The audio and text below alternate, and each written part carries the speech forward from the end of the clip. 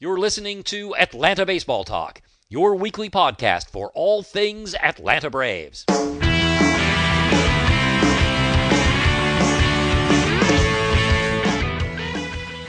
Welcome to show number 288. Today is Thursday, February 12th, 2015, and my name is Steve. No Hammy or Kurt tonight, but we are very happy to be joined by J.J. Cooper, writer and editor at Baseball America, to talk about the Braves' overhauled farm system. J.J., thanks for joining us. How are you tonight? Good, very good. It is, you're right, it is an overhauled system. There's no question about that. It really is. So, I want to start sort of stepping back a minute. The Braves were a 96-win team 2 years ago. Now, I grant you last season was an unmitigated disaster. But do you agree with all these off-season moves from a strategic sort of long-term standpoint? Did this have to happen? I think it did if you were looking at it. I think you hit the key word there, strategic long-term situation. Really, I think that these moves were more about what was this team going to look like in 2016, 17, 18, 19, more so than it is fixing the problems for 2000. Clearly, it's not fixing the problems for 15 because this team's going to be worse. Right. I think it's pretty clear in 15. But if you looked at the long term, coming into the offseason, I don't think there really was a rosy scenario with the current club looking in the long term. Obviously, a number of these guys were going to be free agents before then. And you throw on top of that the farm system was just really as bad as I can remember a Braves farm system being. I covered the Macon Braves from 95 to 2000 for the Macon Telegraph. So I covered the Braves, I guess, a little bit even before that for the AJC. So going back the last 25 years, I think this was kind of the low point for the farm system. And obviously they've done a whole lot this offseason to try to fix that. So they didn't have reinforcements in the farm system to fix the problems that they have in the long term at the big league level. So I think that's why they decided, let's tear this down and start over in some ways. Do you agree that the farm system has gone, well, I think we can all agree it was bottom five or bottom. Do you think it's gone to like a top 10, top 5 farm system now? No. I don't think it goes there. I would say it's still kind of a middle of the pack. It could maybe be a little better than that. If you said top 10, maybe, definitely not top 5. They still, right now, what they've done is, and considering that, some of the guys they've traded, this makes a little sense, but what they've done is they've traded in many cases for players who are high-risk, high-upside guys. Well, but they traded for them at a time where in many cases, their value is a little less than it would have been a year ago or 2 years ago, and they're kind of making a gamble that they're going to get the ceiling out of the guy. Max Fried's not a top 100 guy right now because, at least in our mind, because he could be that, but you want to see him come back from Tommy John. Sometimes guys stay in the top 100 when they're having, during their Tommy John. Max Fried was not that level where they always take a hit for that. The hit for him kind of drops him out of that top 100. You look at Manny Banuelos. Manny Banuelos is a guy who a couple of years ago looked like a real premium prospect, and it's kind of taken a step back. So, with him, you say, okay, he's still a quality prospect, but not as good as he would have been if you were talking about him a couple of years ago. Needs to show he can stay healthy. Tyrell Jenkins really needs to show he can stay healthy. He's a guy, you have a lot of guys who a year from now could be top 100 guys if they put it together. Yeah, there's a lot of buy low sort of approach, it seems like, exactly. to get volume. So who's your number one prospect right now in the Braves system? Right now, I still think I probably still would have Peraza. Well, not probably. I would have Peraza number one. Okay. We did an updated. I think the most recent update we did, we still had Peraza number one. I'd say Fulte, right? Fulton would be 2. So, I think in the most recent, we've done a couple of updated top 20s. We did an updated top 20 at baseballamerica.com, and then the Braves went out and did some more stuff. So we did another updated top 20 that John Manuel with us talked to the AJC's Dave O'Brien about, and that one, I think more than half of the current top 20 are guys that bought in this offseason, which is just crazy. I mean, that doesn't happen very often. So if you take Peraza off the table for a minute, who do you think's the next most likely guy we'll see, with the major league team? So this year, Betancourt technically still qualifies too. So I'd say Betancourt because he's obviously. I'm going to be interested to see what Betancourt ends up doing because I don't think. And maybe I'm being a little harsh on him, but I'm a little concerned still about the bat. And I don't think that he's as good a defender right now. He has a great arm. But obviously a great arm by itself does not equal that he's a great defender. I want to see, how well he's going to do behind the plate defensively as well. Obviously the Braves have brought in a whole lot of inventory at catcher recently. But no, I think that you look at that and you say, okay, so I'd say Betancourt. After Betancourt, Jace Peterson should be up this year. If you're talking about guys for this year, yeah, I think Peterson could. Peterson's another guy who could make some sort of impact this year. And then second half of the season, maybe Jason Hirsch would be another guy. Oh, and actually, I'll give it one other. What is this guy?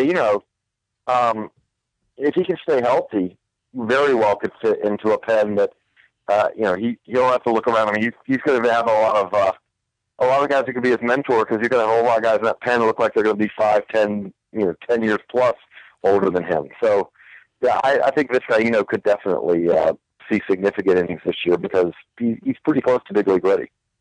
Yeah, and there's a little more room now with the Shea Simmons news this afternoon. Awful. Yeah, that's bad news. That's, and it does seem like it's happened to the Braves a good bit lately, but at the same time, it does happen to everyone. But TJ is kind of an unavoidable curse of baseball right now, it seems like. All right, so staying with pitchers, do you think Fultinowicz is going to be at AAA all year? Do you think any chance he wins the 5th spot? What do you think about him? I think he could win the 5th spot. Fultinowicz is. If he wins the 5th spot, that's great news for the Braves because, like you said, with Fultonowicz, they're not buying low by any stretch. I think he made it to the majors last year, but there's still that question about, okay, is he going to be able to put it all together to start? And if he does, then that's a massive win for the Braves on that trade because if he does, you're talking about a premium arm. He has pure velocity-wise, he's one of the hardest throwing starting pitchers in the minors the last couple of years. Now, I don't think his fastball plays as well as the radar gun sometimes. It's a little straight. It's not the liveliness. It's not, he doesn't have a whole lot of deception to it. But it is, 100 is 100. 100 is still tough to catch up to, even if it is a little bit straight. So, if he shows he can throw enough strikes to be a 5th starter, and kind of even if that means that he takes a couple of lumps, but he learns from it and it's better in the second half of the first, that's great news for the Braves. And he is another guy who I would expect that you will see him in Atlanta this year. But if I'm Atlanta, kind of what you said, there's no doubt he can help in the pen right now, but if I'm Atlanta, I want to keep working on him starting rather than kind of shuttling it into that pen role when, again, this is not a season. You're not going into the season saying, well, the Braves are looking like a World Series contender. Right. I know he's years away, but what do you think about Ricardo Sanchez, that prospect from the Angels? I really like him. I did the Angels list last year, which, in the office, I was one of those like, okay, someone has to do it. That was the Angels farm system for the 2014, but it was the dead last in our organization talent rankings. Sanchez was truly one of the bright spots, though, because he is a pretty polished guy for his age. He's still obviously very young. He hasn't made it, he hasn't made the full season ball. But the makings are there of a very interesting middle of the rotation starter. He's got to show he can maintain it, over his starts. He's got to show that he can maintain it from start to start. But he's so young that that's not really a giant concern yet. And as far as stuff, you're talking about a guy who has, again, the stuff. You see him on a good night, and you say, yeah, this is a middle of the rotation starter. You see him on a bad night, the velocity could be, a good 3-4 miles an hour down from what you see on a good night. So, there's a lot of variability still there. Obviously, there's a lot of variability. You're talking about a teenage pitcher. Yeah. But, to me, if you look at this, if you look at their current pitching depth in the minors, I kind of think he's actually in some ways got more chance to be, he's almost one of the safer guys in there. I can't believe I'm saying that with a teenage pitcher, but so he's got less hickeys right now. Maybe that's partly because he's so young. He has less hickeys than some of the other Braves starting pitching prospects. Fortunately, you can find a number of guys who think he's going to end up being a reliever. Lucas Sims, much like when we talk about Ricardo Sanchez, Sims in the first half of the season last year had a whole lot of starts where you'd say, wow, there's just nothing here that jumps out as a major league caliber. It was a lot better in the second half. Yeah, Jason Hirsch, it could be a solid starter, but it doesn't wow a whole lot of guys.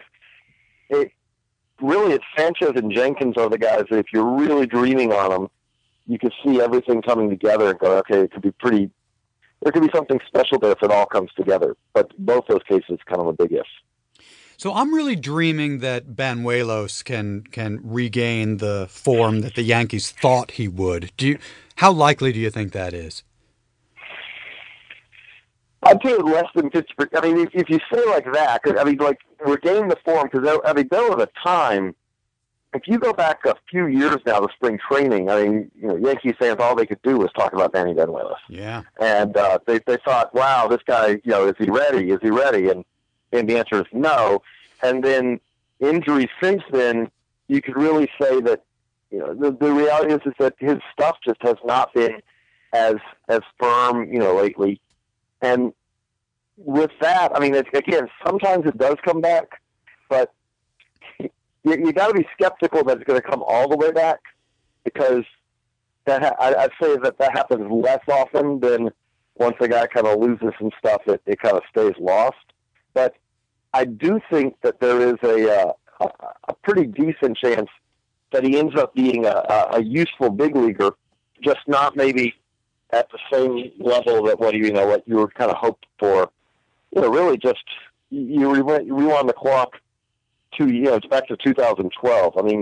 But your hope with Banuelos is that, okay, he missed all of 13, and 14 you didn't see it as consistently. You did see it at times, though. He did touch 97 last year, so there are some reasons to think, okay, this may have come all together. Again, I put it at maybe 50-50 at the best, but if it does, yeah, absolutely, he's another guy. Again, the thing the Braves have done is it's inventory. They have a whole lot of these guys now, which there are a lot of risky guys, but you mitigate that risk if you have 7, 8, 9 of them. And the reality is that if we'd have been having this conversation at the end of October, we'd have been talking about, okay, well, they just don't have guys who project as big league starters. They just really didn't. Now they do. Yeah. All right, let's move on to position players, JJ. Mm-hmm. So assuming BJ does not regain his form, I know it's crazy talk. I know that. I actually, that's a situation you really I feel for Braves fans, and I even feel a little bit for BJ Upton from the standpoint of that just is not going to be fun in any way, shape, or form, because you're talking about a player who the fan base is just really does not want to see in the lineup, and they're pretty much stuck with him, it just sure does seem like it's headed towards a Dan Uggla type resolution, and at some point, at this point, yeah, you're kind of crazy if you think it's almost crazy to think it won't end up in some way that way. Yeah, yeah. But I mean, and seriously, forget the money for a second. What a miserable 2 years he personally must be having these last 2 seasons, just awful. So do you think that Malik Smith could be the answer in center, at least short term? I think he's further away than, say, short term, because you're talking about a guy who was in low A at the start last year, had to repeat low A to kind of prove he could handle that and then move up. I like Malik Smith. I'm not saying he can't be a regular. I still think he's probably more likely, if it all puts it together, he ends up being kind of a 300, 400 at-bat guy at the best. I'm not sure if the bat's going to be good enough to be better than that, but I think he's a pretty useful player because the glove plays, the speed plays, and he has made some significant strides with the bat. You could talk to scouts who do see him as a regular. I always kind of come back with him to kind of, to me, like what you're hoping for there is kind of a draw Dyson type as far as production. And then you could say Draw Dyson, I mean, that's again what I'm talking about starter. Like Draw Dyson plays a lot for the Royals, but he isn't kind of, I guess, that everyday starting center fielder.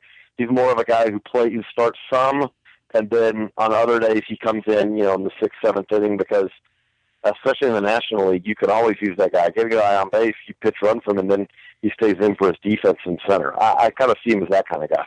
Okay. What about Rio Ruiz? I mean, people talk about him as possibly the third baseman of the future. How do you project him? I think he's definitely a third baseman in the future. That doesn't mean he'll definitely make it, because I'd say, again, you're talking about, again, when you're talking about guys who aren't top 100 guys, and I don't see Ruiz yet as a top 100 guy, you got to say that there's a lot of risk involved. I mean, if maybe let's say, again, let's go back to that. If you're talking about big league regular, maybe it's a 50-50 shot that he becomes a big league regular. But the tool, everything is there for him to be a pretty solid big leaguer. He's made strides the last 2 years. There's always been some questions. There's some questions, guys. You can talk to scouts who say, I don't know defensively if he's going to be able to handle it over there. You talk to other guys who go, no, he can do it. I guess what put it is that it's probably unlikely to project him as an above-average defender at third, but it's not crazy at all to project him as potentially an average defender at third. Again, you're probably not going to see him as a 3-hole hitter, more probably as a hit 6 or something in the lineup, hit for average, reasonable average, hit for some power. If it all comes together, kind of 270, 15, 20 homer kind of guy, which nowadays 10 years ago would sound awful. Nowadays sounds pretty good. Yeah. That's kind of I think what you could kind of hope for him. What do you think about Zoilo Almonte? Do you think he could be an answer in left field, or at least, platooning with who's the guy we just got from the A's? Sorry, I'm blanking on him.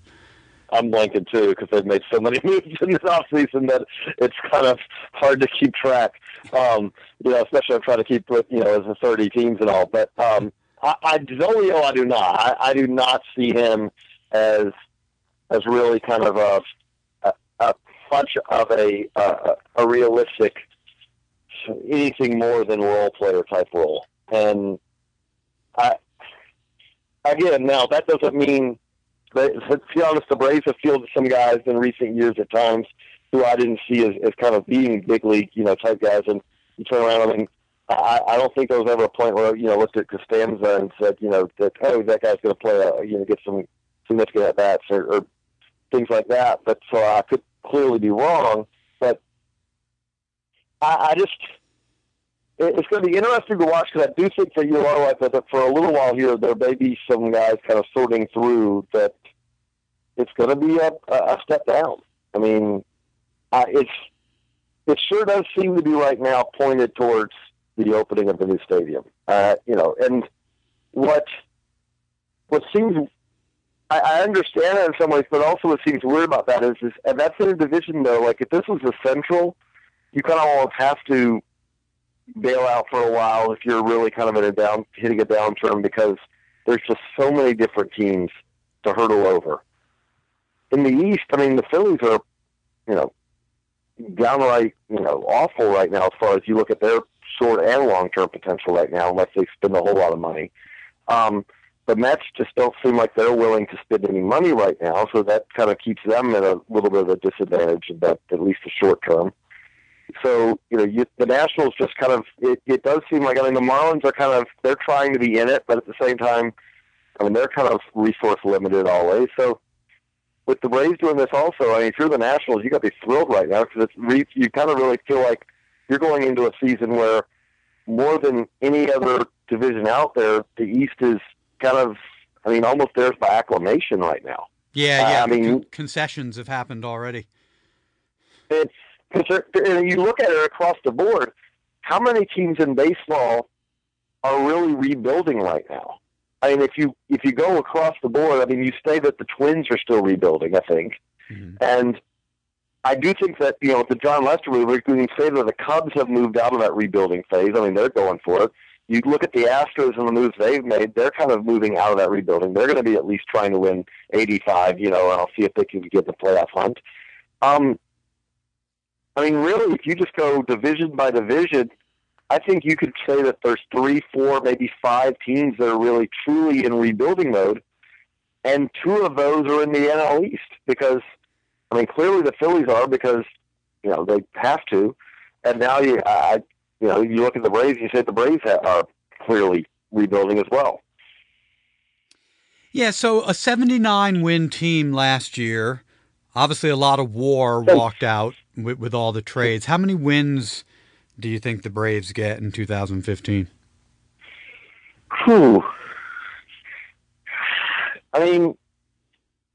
With the expectation that they're probably sellers at the deadline, which means, you see a 1 or 2 wins go out the door because of that at least. Yeah. Obviously you only talk about 2 more months of the season, so it doesn't make as much impact as, much more impact than that. I do think of this as probably a 70, 75 win team. Yeah. There just doesn't. It could be better than that, but there's obviously can be surprises. But you just look at the lineup. Part of that comes back to like you just mentioned, B.J. Upton. Well, considering where they're starting the season, they have a lot of incentive to try to see if they can get something out of Upton, and. So does that mean, you get 2 months of a guy who's almost a negative player from the standpoint of your offensive contribution? We saw that happen last year with, it happened recently with Ugla for them. So it wouldn't shock me. And, that could be a really big drag. You just look at this lineup, and really the question is I'll ask you, this lineup, probably better than I do. How many really above average regulars do you look like, do you look like they have in the lineup? Again, it could be, it's better than it, you think of it first because, there's still Freeman, there's still Simmons, there's still a couple of guys there, but it's obviously, it's nothing like what it was even 3-4 years ago, clearly. Yeah, Freeman, you assume Markakis will have a solid year if he comes back from the neck surgery. Simmons was a mess at the plate last year, falling over. His balance was bad. You hope that Chris Johnson. You hope you see more of 2 years ago Simmons. Yeah, exactly. And speaking of 2 years ago, you hope you see more 2 years ago Chris Johnson, who was a mess at the plate last year too. Yeah, that's again. They have they have a lot of sorting through to go. And this is where it gets interesting from a player development standpoint. They've brought in a whole lot of inventory lately.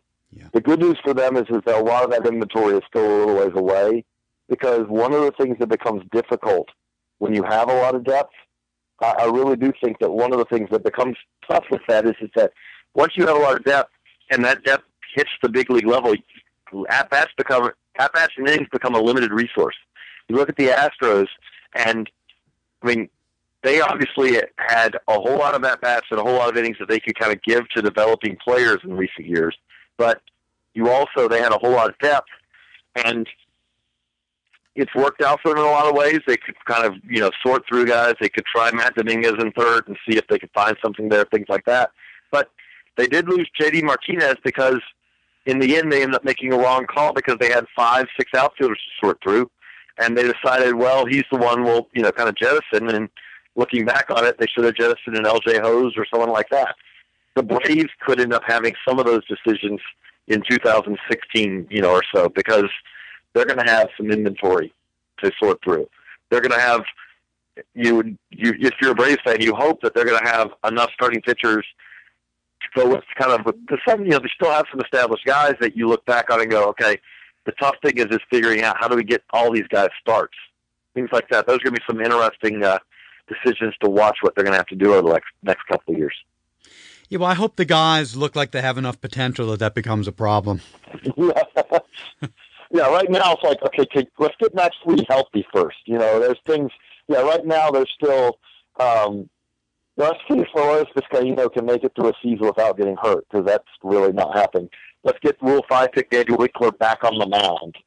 There's a lot of guys where you say, okay, yeah, we got to get. Let's see if Manny Banuelos can really kind of start to put it back together like he was in 2011, 12. Kind of, But yeah, there's a lot of step one that has to get there before they get to that point. You're right. It's still a little ways away. Yeah. Well, JJ, this was great stuff, man. We really appreciate your time. So everyone, you can read JJ's work at baseballamerica.com. Follow him on Twitter at JJCoop36. JJ, thanks again. We appreciate it, and we look forward to talking to you again down the road. Thanks again. Also remind everyone the Prospect Handbook is now out. And if you're a Braves fan, you get a little bonus because with all the trades, some of these trades happen after we did the handbook. So you get 30 write-ups in the Braves portion, but then on top of that, you get to also flip over and read, Padres guys. Oh, those guys are now, Braves, or Yankees. Oh, that guy's now a Brave. So there's really about 35 plus scouting reports of current Braves in the Prospect Handbook. But thanks again for the opportunity. Yeah, well, thank you. All right, you have a good night. That is the show. Make sure you subscribe to our YouTube channel as well as to iTunes or Stitcher so that you don't miss any future shows. And as always, check us out at AtlantaBaseballTalk.com for past shows, to check out our blogs, and to post in our comments section. And be sure to follow us on Twitter at ATL Baseball Talk and to like us on Facebook. Thanks again for listening, everyone, and go Braves! Thanks for listening to Atlanta Baseball Talk, your weekly podcast for all things Atlanta Braves. To find new shows, to post in our forum, or to send a comment, please visit us at AtlantaBaseballTalk.com.